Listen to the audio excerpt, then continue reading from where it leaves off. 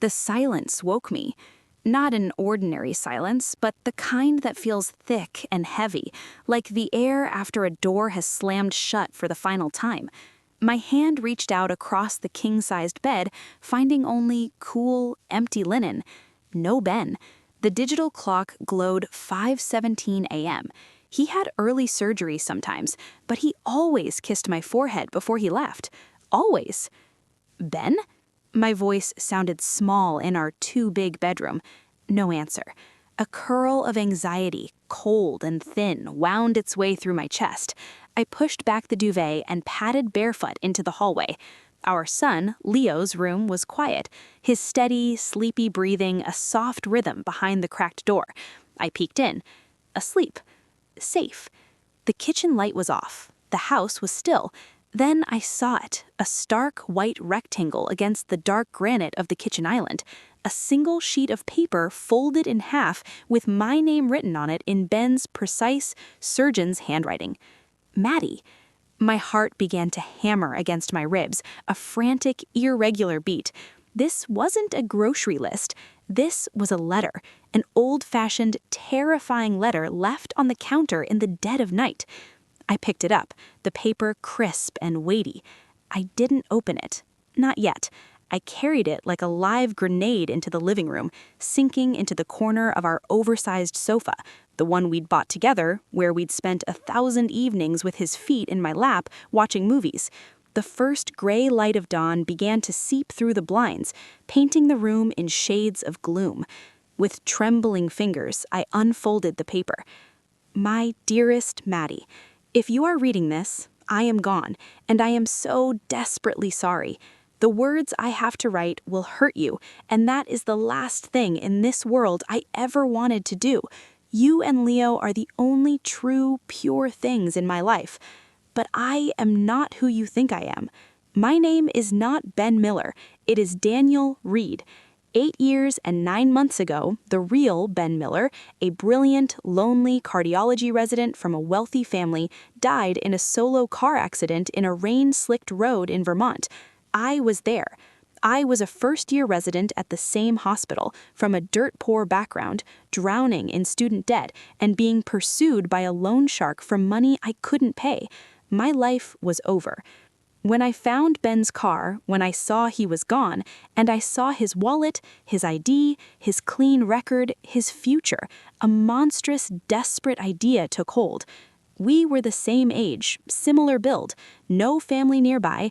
In a moment of sheer, unforgivable cowardice and madness, I switched our identities. I put my clothes on him, my wallet in his pocket. I walked away from the wreck as Ben Miller. I told myself it would be temporary, just until I got on my feet. But then I met you. Maddie, meeting you was like waking up from a nightmare into a sunrise so beautiful it hurt. Your laughter, your kindness, your unwavering belief in me, it anchored me to this new life. I fell in love with you, the real, profound love I never knew existed. And then Leo, our son, my heart. With each passing year, the lie became a mountain on my soul. The Ben Miller Trust Fund that cleared my debt and bought our home felt like blood money. Every award I won, every promotion, was built on a grave. I lived in terror that you would look at me one day and see the fraud. The past has found me. Someone from my old life recognized me. They are demanding money, silence, a lot of money. If I pay, it will never end. If I don't, they will expose me to the hospital, to the medical board, to you. I cannot let that happen. I cannot let you and Leo be destroyed by the spectacle, by the shame, by the financial ruin that will follow. So I am doing the only thing I can think of to do to protect you. I am vanishing. I have transferred every penny of Ben's money into an account in your name only. The house is yours, free and clear. The paperwork is in the top drawer of my desk. A lawyer, Eleanor Vance, will contact you today. She knows everything and will guide you.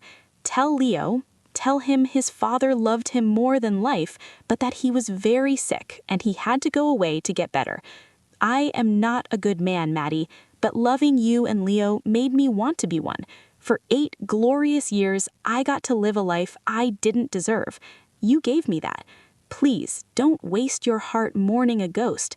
I was never real, but my love for you both is the truest thing I have ever done. Forgive me, if you can. Always yours, Daniel.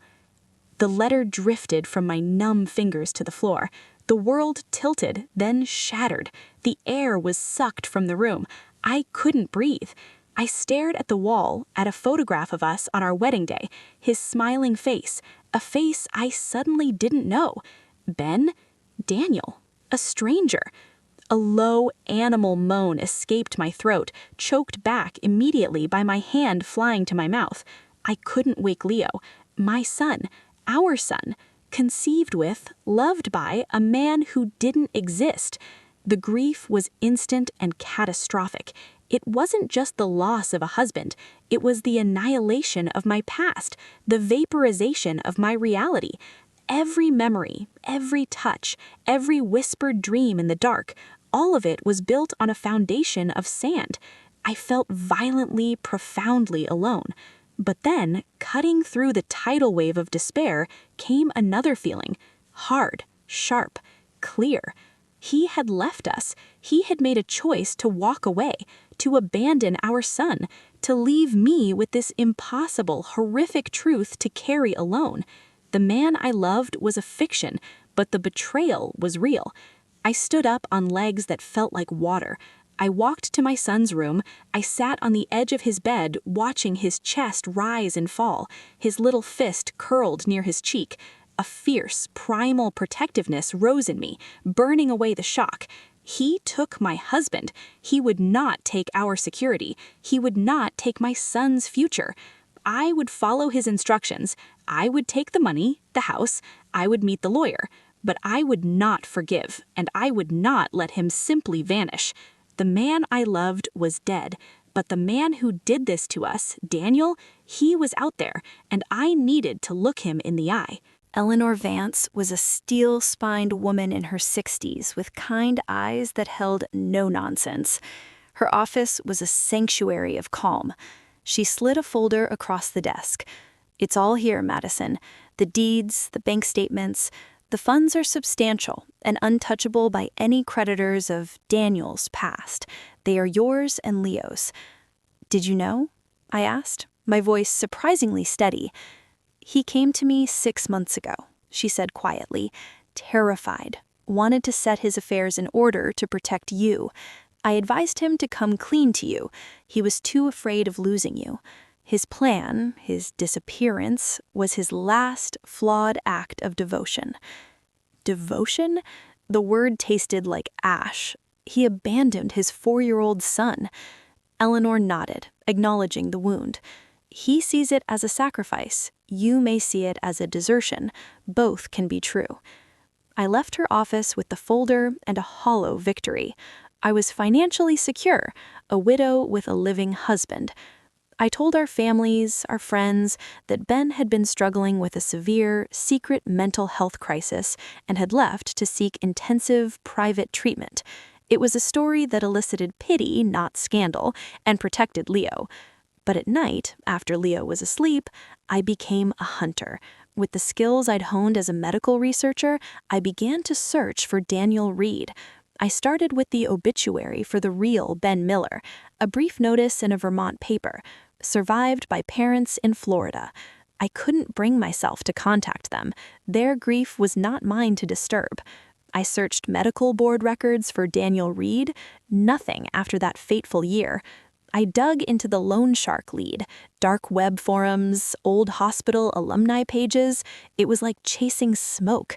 He was a ghost who knew how to vanish. The breakthrough came from a place of love, not sleuthing. I was packing away Ben's clothes, a task I'd avoided for months. In the pocket of an old hiking jacket we'd worn on a trip to the Blue Ridge Mountains, I felt a small, hard lump, a USB drive. My breath caught. This was no accident. He'd left it for me, a final clue. On it was a single audio file, labeled "For Maddie's Eyes Only." I plugged in headphones, my heart in my throat. His voice filled my ears. tired, stripped bare from the confident Dr. Miller tone. "Maddie, if you found this, you're looking. I knew you would. You're the strongest person I've ever known. I'm leaving this because you deserve the whole truth, not the sanitized version in the letter. The person who found me, it wasn't a random loan shark. It was my younger sister, Jenna. I left her too when I became Ben. She was a teenager. She thought I was dead. She tracked me down, and she's angry, and she needs help. I've sent her money, but it's not enough. She's in trouble. If you ever want to, she's in Seattle. The last address I have is 4421 Willow Lane, apartment 4B. Her name is Jenna Reed. Helping her, it would mean more to me than anything. I'm so sorry for all of it, for every second of the lie. I loved you in the only true way I knew how. Goodbye, my love." The file ended. I sat in the silent closet surrounded by the ghosts of our life together, weeping, not just for me, but for him, for the desperate, trapped man he'd been, for the sister he'd orphaned. The story was no longer a thriller about an imposter. It was a tragedy of a broken man. The anger softened, not into forgiveness, but into a complicated, aching understanding, and a new mission crystallized. I booked 2 tickets to Seattle. Willow Lane was a street of tired-looking apartments overlooking Puget Sound. Apartment 4B had a faded welcome mat. I knocked, Leo holding my hand tightly. The woman who answered was in her late 20s, with Ben's, Daniel's, same intelligent green eyes, but haunted and guarded. "Yeah?" "Jenna Reed?" I asked softly. Her eyes narrowed. "Who's asking?" "My name is Madison. This is my son, Leo. I knew your brother, Daniel." Her face went through a spasm of emotions, shock, anger, profound pain. She looked like she might slam the door. Then she looked at Leo, at his curious face, and something crumpled inside her. She stepped back. "You'd better come in."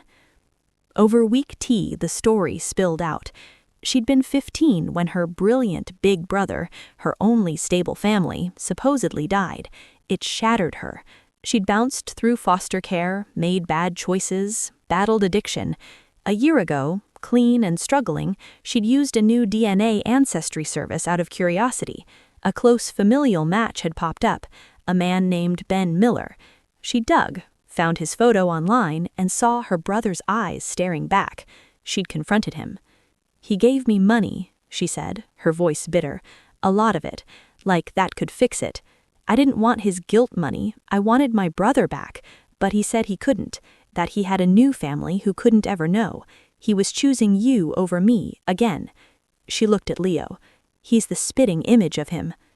"He's not choosing us anymore," I said, my voice thick. I told her everything. The letter, the disappearance. Her anger slowly melted into a grief that mirrored my own.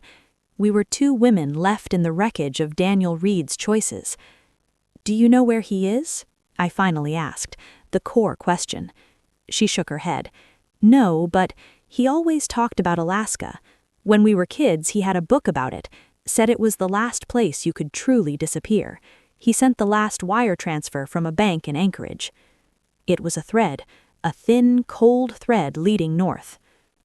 I didn't go to Alaska. Instead, I did something else. With the resources I now had, I helped Jenna. I paid for her to go back to school, for a proper apartment. We formed a fragile, fierce bond, 2 sisters forged not by blood, but by loving the same broken man. And I began to write. I wrote a letter to the real Ben Miller's parents in Florida. I didn't reveal the truth. That was not my truth to tell. I simply wrote that I was a former colleague who had found an old journal of their sons, filled with kind thoughts about them, and I wanted them to have it. I enclosed a generous donation in Ben's name to a cardiology research fund. It was a small, anonymous penance on Daniel's behalf. A year passed. Leo started kindergarten. We built a new life, a stable, honest one. The sharp pain of betrayal had dulled to a permanent ache, a shadow in a sunny room. I thought the story was over.